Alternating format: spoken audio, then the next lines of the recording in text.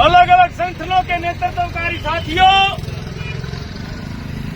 बड़ी सफलता पूर्वक आज अपन ने ये जींद शहर में ये ट्रैक्टर व्हीकल मार्च किया। जैसी अपन योजना बनाई थी तमाम साथी, उसके अनुसार ही यहाँ तक अपन पहुंचे हैं। ये सफल आयोजन है और जींद जिला में आज नरवाना में सैकड़ों ट्रैक्टर और कार मोटरसाइकिल व्हीकल थे।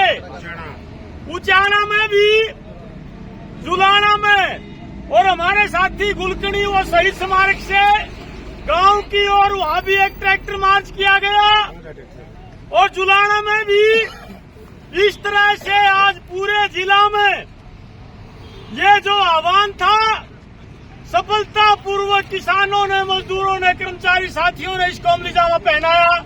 ये स्वागत योग्य बात है साथियों।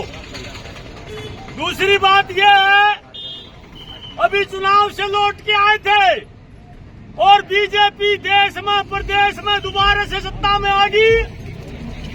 ये जातिवाद का जहर घोल के अलग अलग तरह के हथकंडे अपनाए, लेकिन साथियों ने इस बात का परिचय दिया आज कि हम ना जात में ना धर्म में बटेंगे, हम किसान हैं, मजदूर हैं, इंसान हैं और हमारी जो लड़ाई है वो एक है। उसको लेके आज ये मार्च था। ये खेती के कानून दोबारा से लेके सरकार पिछले दरवाजे से आ रही है, प्राइवेट मंडी खोलने जा रही है। इसी तरह से हमारा आंदोलन चला हुआ बॉर्डरों पर भी सरदार डल्लेवाल के नेतृत्व में उन्होंने अपनी जान जोखिम में डाल के अनशन शुरू किया हुआ है। इसकी जिम्मेवार हरियाणा की, प्रदेश की, देश की सरकार होगी अगर कोई जान माल की हानि होती है। हम सरकार से अपील करते हैं कि बातचीत करके ये जो काले कानून लेके आ रहे इनको बंद किया जाए, इनको वापस लिया जाए। एमएसपी की गारंटी, फसल खरीद की गारंटी का प्रबंध किया जाए। इसी तरह से मजदूरों के जो कानून है, नए कोड लागू करने जा रही है सरकार। 12 घंटे 16 घंटे का कानून और बिजली का जो बिल दोबारा से सरकार लेके आ गई है। चंडीगढ़ के कर्मचारी इस बात को लेके लड़ रहे हैं। कल से जो बोर्ड है बिजली का, जिसकी वैल्यू 3000 करोड़ रुपए है, लेकिन देश की सरकार उसको औने पौने दाम में 368 करोड़ में बेचना चाहती है। और स्मार्ट मीटर लेके आगे उन्होंने पहले कहा कि चंडीगढ़ में लगाएंगे, फिर कर्मचारियों के लाएंगे। इस तरह के स्मार्टफोन जैसा मीटर होगा, आप पैसे गलाओगे तो बिजली आवेगी, फिर ना तो भाई बिजली को नहीं आवे। ये चंडीगढ़ में तो अभी शुरू कर दिया, जिसका पूरे देश में और हरियाणा के कर्मचारी, किसान उन साथियों के साथ एकजुटता प्रकट करते हैं। और हमें ये जो पॉलिसी सरकार लेकर कतई मंजूर नहीं है। और बिजली का रेट आप देखिए क्या होगा, 100 का कह के आए थे वो। ज्यादातर जो बिजली हम घरों में शाम सुबह ज्यादा खर्च होती है, उसका रेट 100 रुपये पर यूनिट होगा। उसका विरोध हुआ, नूका कोई बात नहीं, घटा देंगे, 50 कर देंगे, बना 50 रुपये पर यूनिट अभी। और ये चंडीगढ़ का जब हमारा बोर्ड चला जाता है बिजली का, तो उसके बाद हरियाणा दूर नहीं है भाई। ये खेत की बिजली, ये घर की बिजली हमारे से चली जाएगी। अडानी और अंबानी के लिए रास्ते खोले जा रहे हैं। इसी तरह से रोडवेज का और मंडी प्राइवेट लेके आने लग रहे हैं। प्राइवेट मंडी को तो हर तरह की छूट दी जा रही है, किसी भी प्रकार का टैक्स नहीं होगा। छूट है भाई, लेकिन सरकारी मंडी पर टैक्स भी होगा, जीएसटी भी होगी, सारे होंगे। तो एक तरह से दोबारा से वो काले कानून अब उनको दूसरे तरीके से लागू करने जा रहे हैं। इन तमाम सवालों को लेकर के मजदूरों पे हमला है। जब वोट चाहिए थे इस चुनाव से पहला तो थोक में बीपीएल बढ़ा दिए और अब वो बीपीएल भी कटने लाग रहे हैं। बुढ़ापा पेंशन काट दी गई है। मनरेगा का जो रोजगारदायी कानून है उसका फूस हटा दिया, उसमें बजट नहीं है। और ये कल्याण बोर्ड निर्माण मजदूरों के लिए बना 2007 में। हालात तो ये है, बड़ी संख्या में पंजीकरण नहीं है असल मजदूरों का। पिछले 10 साल से बोगस रजिस्ट्रेशन किया गया, जिसमें बीजेपी के नेता, उसके कार्यकर्ता, मंत्रियों के चेते शामिल हैं। सीएचसी सेंटर लूट के अड्डे बने हुए हैं, उनके खिलाफ तो कार्रवाई की नहीं।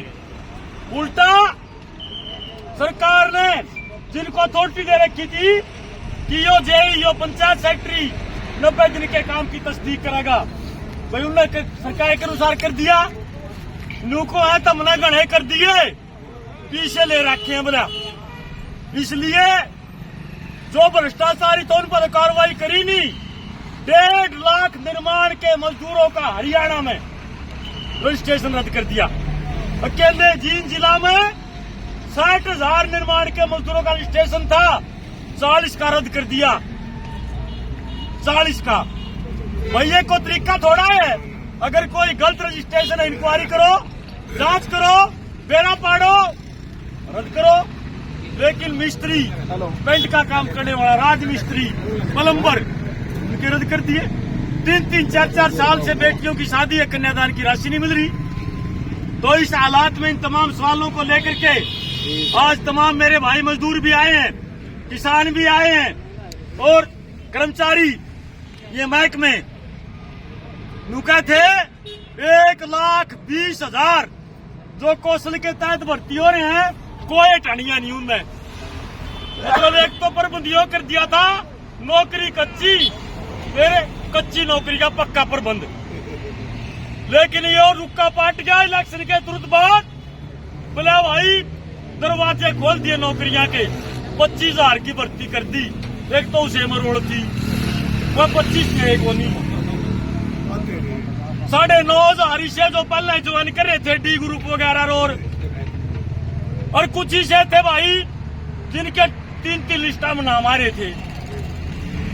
15,000 की भर्ती करनी है, कोई नहीं पाई न। पूरे हरियाणा में हालात तो यह है, प्योर भर्ती वाले। और अब उनकी ज्वाइन करवाने लगे। बोले पोस्ट जगह खाली नहीं है, इसलिए तुमसे पल्लारी हटा दो, इरिगेशन में हटा दिए। बाकी तो एक कर्मचारी बताया इसका कड़ा कड़ा हटा रखे हुए कौशल वाले।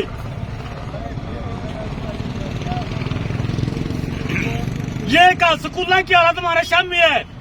जींद जिले की बात करें तो अकेले जींद में कई 100 स्कूलों में प्रिंसिपल और हेडमास्टर की पोस्टें खाली पड़ी हैं।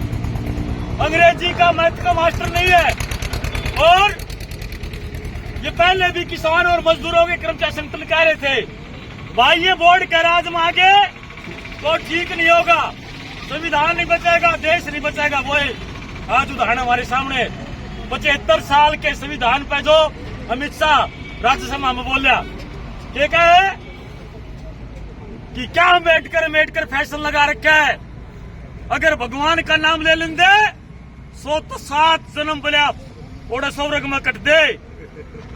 इसका मतलब सीधा है कि ना तो भाई अम्बेडकर के नेतृत्व में जो संविधान लिखा गया, जिस संविधान के तहत आजाद पानी मार्च काटा, अधिकार आपने जो काम करने का जिदे उस अधिकार संविधान ने दिया है।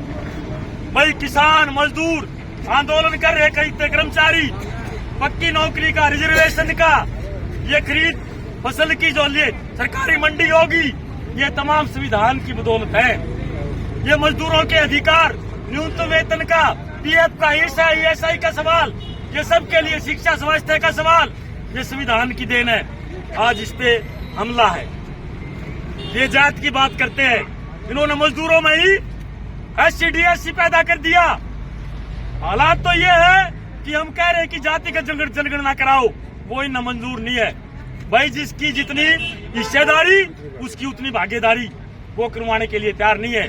मुट्ठी भर लोगों को तो सब कुछ सौंपा जा रहा है। बड़े बड़े कारपोरेट के, अभी हरियाणा की सरकार ने भी एक फैसला किया कि जो बड़े बड़े धरना सेठ थे हरियाणा के भी, केंद्र की तो कर रही थी, अब उनके भी कर्जे माफ करेंगे। कैबिनेट का भी फैसला 10 दिन पहले का है। केंद्र की सरकार पहले ही कर्जा, टैक्स और कर्जों में छूट दे चुकी है, लेकिन किसान और मजदूर कर्ज के मारे आत्महत्याएं कर रहे हैं। ये मेरी बहनें आई आज कोई भी ऐसी महिला गांव में किसान के, मजदूर के, जिसके ऊपर कर्जा ना हो, कोई भी महिला नहीं है। ये हालात है 70 साल की आजादी के बाद। इसलिए आज हम ये आजादी भाई पंसारी की दुकान तक को नहीं मिली थी। इस आजादी को लेकर हजारों लोग लड़े, कुर्बानियां दी, किसान, मजदूर, सभी धर्मों के लोग इस बात को लेकर लड़े और तब जाके ये देश आजाद हुआ था। दुर्भाग्य इस देश का कि आज ऐसी पार्टी सत्ता में जिसने आजादी के आंदोलन के लिए एक नाखून तक नहीं कटवा रखा।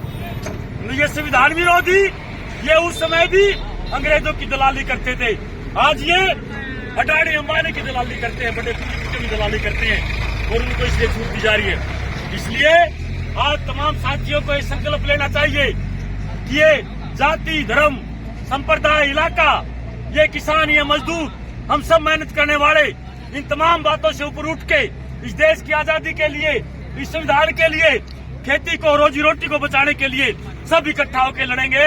ये आह्वान आज की इसके परेड का है। मैं आप तमाम साथियों का धन्यवाद करता हूं कि आप अपना कीमती समय निकाल के आए और नीचे जाओ, लोगों से बात करो। ये शुरुआत है। ये भाई कदे बीजेपी RSS के घमंड हो रहा, तीसरी बार लोगों ने बढ़ा दिया। हालात तो यह है कि 40% वोट मिले, सिर्फ 60% जनता ने बीजेपी के खिलाफ वोट दिया, करे हरियाणा में भी। तो इसलिए आप तमाम साथियों का मैं उन्हें धन्यवाद करता हूं। राम रमेश कोई साथी, तो आप सबका धन्यवाद। कार्यक्रम का समापन, सभी साथी आराम से जाएंगे भाई, जहां जल्दी करने की जरूरत नहीं।